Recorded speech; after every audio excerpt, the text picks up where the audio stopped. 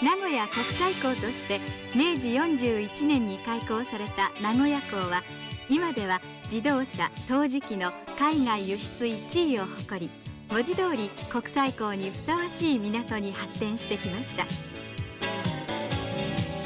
この名古屋港にちょっとした異変が持ち上がりました。港が観光地として様相を変えてきたのです。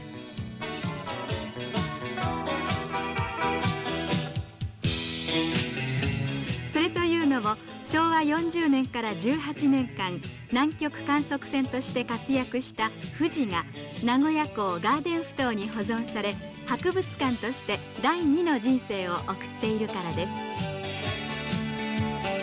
富士が一般公開されたのは今年の海の記念日の7月20日。今までに20万人の人たちが押しかけています。博物館のメイン展示場はヘリコプターの格納庫が利用され、南極をいろいろな形で紹介しています。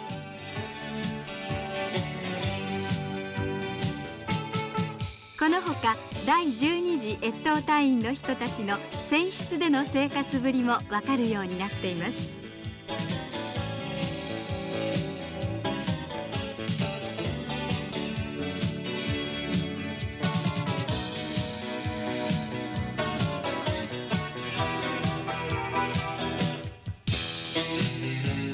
ブリッジは公開時そのままの状況で再現され、訪れた人たちにロマンと夢を与えてくれます。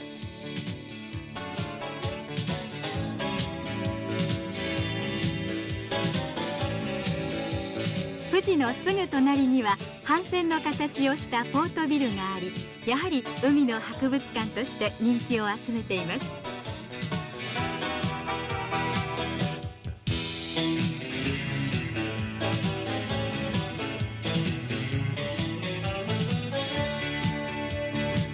こうして名古屋港のガーデン埠頭は南極観測船富士を目玉にして観光ブームを期待しているようです。